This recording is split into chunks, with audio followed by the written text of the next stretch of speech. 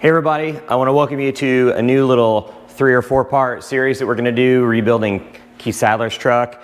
If you guys don't know Keith and Jess Sadler moved here from Lexington, Kentucky the end of last year. They're working here in the shop. They're doing part sales and a lot of administrative stuff, a lot of behind the scenes work. And this year, Keith's going to do a lot more events with the truck, so we wanted to step in a little bit as friends and just kind of do this project together like we would be doing it in Buddy's garage. But we wanted to upgrade some of the things for more safety, better performance, and we've got a list of things to do over the winter. It's actually March right now, so it's not really winter anymore, and we've only got about a month left to kind of finish some of these upgrades. But you guys know Keith, you guys know the blue and white truck. His blue and white truck, Cheap Thrills, was in here 2 years ago now when Robbie from United by Trucks came up, and he filmed us putting the DSE Speedmax kit in the front and the Quadrelink system in the rear. But now there's a whole list of new upgrades that need to be done because he's doing some events that he's never done before. What are the events that you're going to do this year? The first one will be PTTS. We've all been to that one. Which is the Pro Touring Truck Shootout. Pro Touring Truck Shootout in Bowling Green. The next one will be the road course stuff is new for me. I've done a lot of autocross, but we're going to be doing the road course at Optima event at Road America and VIR. A couple other scattered Optima events, not the Ultimate Streetcar stuff. I'm also going to do the local SCCA. I did a lot of that at home. I will find a group around here where we can run close. There's a few other vending shows that we'll go to. SETN in Nashville. Both C10 Nationals also. Yeah, so you're going to be driving it to Texas, you think? I don't know, man. It sounds like kind of a baller move, but that's a long way. We'll have to see about that one. Yep. So with all these new events coming, there's a pretty heavy schedule for him this year. So we've taken on some sponsors for the truck. Bowler Performance gave him a new shift lever and knob. Holly came in and he needed new gauges, so they gave him a Pro Dash. DSE with a floater rear end. AMD gave you some new sheet metal. Yeah, I'm really excited about that. The truck had a lot of patch panels and some body filler. So I'm really excited about the AMD stuff along with everything else. Yep. It'll look totally different this year. Yep. And hopefully perform a lot better too. Yeah, and Will Wood gave him a set of rear brakes and some new front brake pads. Yep. So a lot of good companies stepped up to help with this truck, and it's going to be a lot of big upgrades. They're going to come pretty quick over the next few weeks. So anyways, this is the introduction to the truck. This is the introduction to what we're going to be filming and what you're going to see throughout these videos. So appreciate you guys watching. That's it.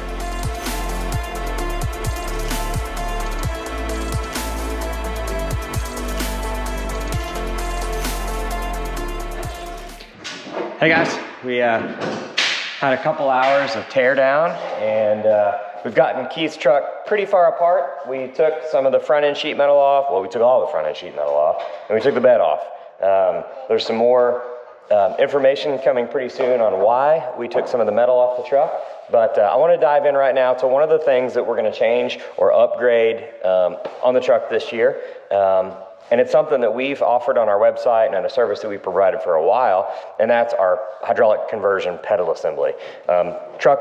Keith's truck had more of a traditional fix on it that could have been supplied by one of the mini transmission providers that sell T56s and clutches and stuff like that. So what he has is your normal run-of-the-mill master cylinder on the firewall with a little remote reservoir. This totally works. As long as it's done properly, it works fine. So you've got to know the correct place to mount the push rod on the pedal lever to get the ratio right. And then you got to make sure that they sent you the right bore master cylinder. Both those are kind of up to the information that was provided to you by the seller, whether or not you know how to install it and put it on correctly and get all those things right. This truck, it's not perfect. The ergonomics are terrible, and his factory clutch pedal and all the bushings are shot. So it's a good time to yank the entire pedal assembly out of the truck, and we'll rebuild it with all of our hydraulics And then we also took the power brakes off this truck. Keith does a lot of racing with this truck now, and the brake master cylinder and booster weren't just spec'd very good to the brake packages that he has. So with more racing that he's gonna do, we're gonna do manual brakes. It'll give him more of a positive feel, and it'll allow him to modulate the brakes a lot easier than what he was allowed to do before. So anyways, there it is.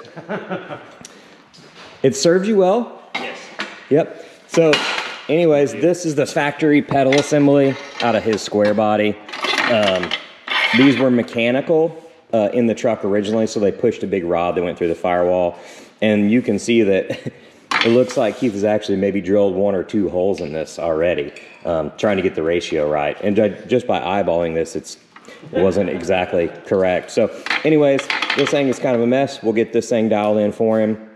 One of the things that you guys may not see us do on camera, but we're gonna knock the factory mounting bolts out of the pedal bracket, and we're gonna put our longer ones in here, and then we're gonna weld nuts to the back here. That way we can put our Firewall Master spacer on here, because Keith also has the factory firewall reinforcement plate. There's no reason to change this out. So we're gonna put our spacer on here that'll allow everything to clear just fine. So anyways, here we go.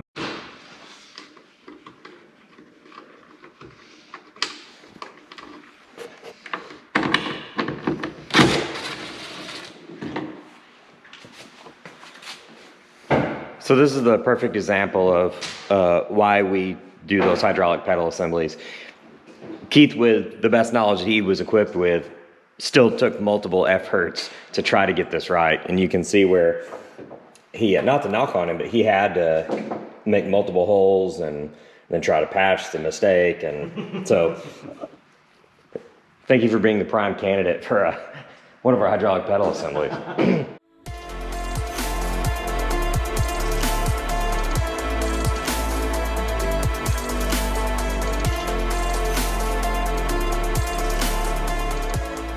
One of the upgrades that Keith is going to do for this year is also replace his factory GM column. Well, actually, you had a Jeep column in this, which is similar to a square body column. But he's going to replace that old column with a race column. So we start with the Motion Raceworks fabricated chromoly column, and then we do a bunch of bracketry, a hinge lower support. This is the upper support bracket, and then we've got a Heim that supports it. So it's an adjustable height and depth column. We include everything to hook up the tail lights and turn signals and all that stuff. So we're going to put that in Keith's truck too. We got a bunch of other little stuff that we're gonna try to wrap up today. So anyways, yeah, let's do it. All right.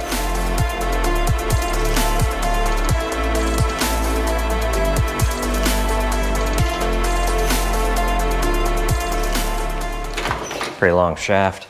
It's a gift and a curse. Nice bag. Yeah. Have you seen these before? No, I haven't. Hey guys, these are the Rux bags that we've been using around here. I keep all my camping gear in this one, and then I got another one out here that I keep all my tree cutting stuff in. So like extra chain for my chainsaw, bar oil, stuff to tighten the chain on my chainsaw, tractor stuff, etc. Why am I talking about chainsaws? We're actually gonna expand our shop, and we're gonna build a new building here across the street. So we're gonna go 50 feet in, or 50 feet deep, and then 120 feet that way. And if you guys have ever been here to the shop, you've seen our current shop is on that side of the street, or the west side of the street. And then we've always owned the 2 acres that are here on the east side of the street. So we're gonna go ahead and build a new building over here. And so 60 feet of the building, or half the building is gonna be new fab shop. So a shop specifically designed, for fabrication. So Dylan and I are gonna use that shop now for assembly, and then the fab guys are gonna be over here in their own shops. Anyways, this is the spot. Pretty excited about it. We're gonna keep doing some videos as we progress through it, show you guys, I don't know, building plans, us building the shop, you know, just how it's going. Hey guys, I want to show you something real quick while we're outside. I use my Rux bag. This is like just a travel bag. multi-purpose storage container. It's really cool. This is called the Rux 70L. They make these in a bunch of different colors. I've got this black one, and then I've got a green one that's like the same color as my Tundra. Like this one here is the one that I generally take camping. These are awesome because you can hang different like storage dividers in here. They got like slap bracelet corners, so you can actually fold them all down and stack them on top of each other when they're not being used. But anyways, I really like these. I've been using them now for a little while, and it's just been so handy that Rux and Level 7 have kind of partnered up.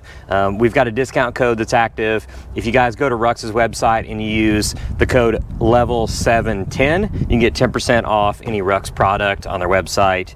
So anyways, check it out. Hope you guys enjoy them and their products like I do. Thanks a lot. Keith just wants to come around hugging everybody. I'll spare you.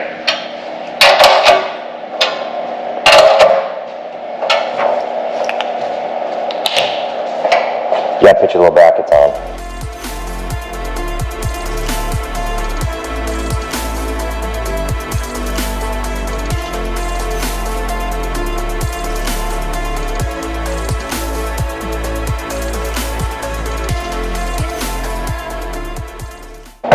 Gosh, that looks good. Yeah, it does. You pumped up? Yeah, I'm super excited.